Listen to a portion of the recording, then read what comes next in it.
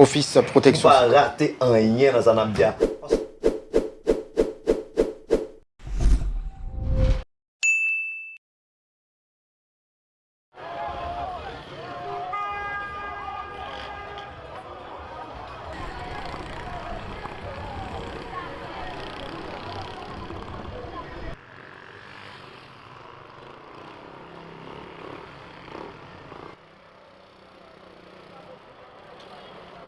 C'est avec un profond sentiment mêlé de responsabilité, de gravité et d'espérance que je prends la parole devant vous aujourd'hui. Responsabilité parce que nous avons le devoir d'agir face aux urgences sanitaires qui mettent en péril la vie de milliers de citoyens haïtiens. Gravité parce que les défis auxquels est confronté le système de santé haïtien et particulièrement le Centre ambulancier national, sont immenses et complexes. Espérance, enfin, car votre présence ici aujourd'hui, votre engagement continu et votre détermination à collaborer ensemble avec nous permettent d'entrevoir des solutions durables. Cette rencontre n'est pas une occasion de dresser un simple bilan, mais plutôt un moment privilégié pour renforcer notre mobilisation stratégique, collective et efficace. Notre ambition est claire, permettre au CAN de remplir pleinement sa mission cruciale au bénéfice de toute la population haïtienne. Créé en 2012 sous l'autorité du ministère de la Santé publique et de la Population, le Centre ambulancier national constitue un pilier central de la réponse sanitaire d'urgence en Haïti. Il assure une fonction essentielle, réguler et certifier les services ambulanciers, apporter les premiers soins sur le lieu même des incidents et garantir un transport médicalisé rapide vers les centres hospitaliers. Cependant, malgré leur dévouement, les effectifs du CAN demeurent largement insuffisants pour répondre aux besoins d'un pays aussi vaste et aux multiples défis sanitaires qu'il rencontre. Le ratio d'intervention par agent reste très élevé, créant une surcharge de travail constante et affectant la capacité du CAN à répondre rapidement et efficacement à toutes les urgences. Par ailleurs, malgré cette mission fondamentale, le CAN est confronté à des contraintes opérationnelles majeures. Un parc ambulancier insuffisant, avec seulement une centaine de véhicules dont un nombre significatif est immobilisé faute de maintenance appropriée. Une couverture géographique très inégale, laissant 81 dans 146 communes du pays sans accès direct et gratuit aux services ambulanciers nationaux. Des ressources humaines, bien que dévouées, insuffisantes pour faire face à la demande croissante d'intervention d'urgence. Une maintenance de véhicules ambulanciers rendue extrêmement difficile par l'insécurité généralisée, le manque de mécaniciens spécialisés, l'absence de pièces détachées et une infrastructure de réparation inadéquate. Une pression accrue provoquée notamment par la situation sécuritaire.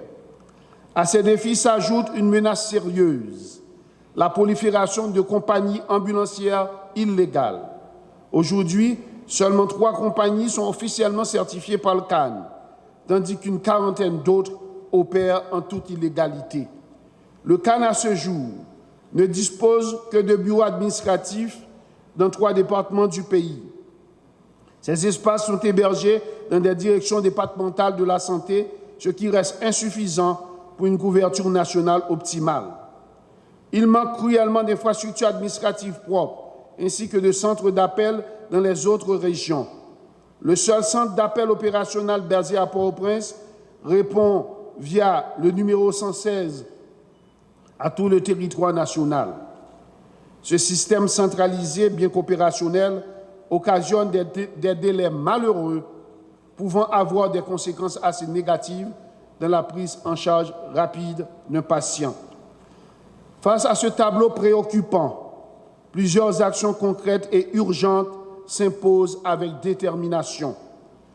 Le renforcement urgent et significatif du parc ambulancier.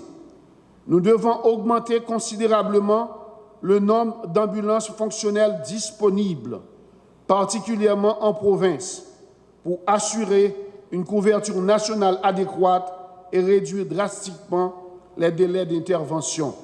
2. Le déploiement rapide de cliniques mobiles. Les populations rurales et les déplacés internes, trop souvent négligés, doivent bénéficier immédiatement d'un accès direct et régulier à des soins médicaux d'urgence. Les cliniques mobiles représentent une réponse efficace à cette situation d'urgence sanitaire. 3. La mise en place d'un programme massif de formation en secourisme. Nous devons doter chaque commune de secouristes locaux, formés et compétents, capables d'intervenir efficacement dès les premiers instants d'une urgence médicale, sauvant ainsi des milliers de vies chaque année. 4. Le recrutement massif et la formation continue du personnel du CAN. Un renforcement des effectifs est indispensable. Il est nécessaire de doubler, voire tripler, le nombre d'agents de terrain pour assurer une présence réactive et homogène sur tout le territoire. 5. La création d'un système national performant de maintenance des véhicules ambulanciers. Malheureusement, en Haïti, nous avons ce réflexe. Quand ces machines l'État, souvent, nous-mêmes Haïtiens qui avons utilisé, la prise en charge n'est pas assurée.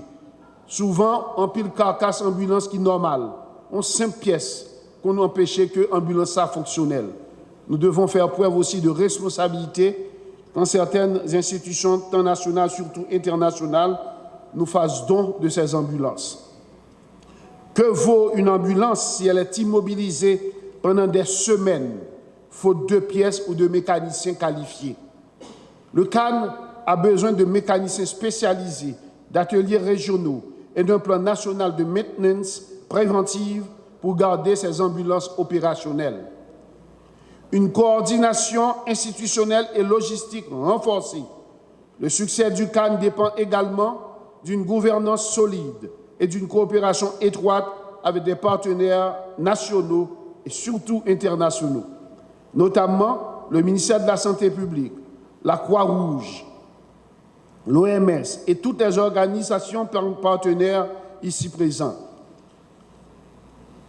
Je salue la présence du représentant de l'ambassade Taïwan qui apporte souvent un support vraiment au peuple haïtien, à la population haïtienne. Nous savons que Haïti traverse une période difficile. Nous savons que les priorités sont nombreuses, que les urgences humanitaires sont multiples, mais la santé ne peut pas attendre et la réponse pré-hospitalière encore moins. Mesdames et messieurs, la présidence de la République appelle solennellement à une solidarité internationale renforcée. Je l'ai toujours dit, même face au fléau du sida, c'est l'exemple le plus évident de cette solidarité internationale. Sans le support de la communauté internationale, nos progrès dans notre lutte contre le sida, ces progrès n'auraient pas pu avoir lieu. Donc cette solidarité, nous la réclamons, nous prions cette communauté internationale de renforcer cette solidarité et leur soutien est indispensable pour réaliser ces actions prioritaires et garantir un accès équitable et efficace aux soins d'urgence pour tous les Haïtiens. Le CAN n'est pas seulement un service public essentiel, c'est une promesse nationale de sécurité sanitaire, d'équité et de dignité humaine. Ensemble, nous devons tenir cette promesse et je suis convaincu qu'avec votre soutien renouvelé, nous y parviendrons. Le Centre ambulancier national, ce n'est pas seulement des véhicules, ce sont des hommes et des femmes, souvent oubliés, qui veillent jour et nuit. Ce sont des sirènes qui traversent le chaos pour apporter l'espoir. C'est un service public qu'il nous faut défendre. Nous avons le devoir moral politique et humain de garantir qu'en Haïti, une vie ne soit pas perdue parce qu'une ambulance n'est pas venue.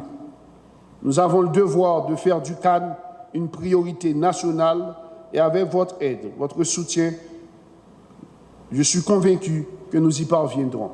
Je vous remercie.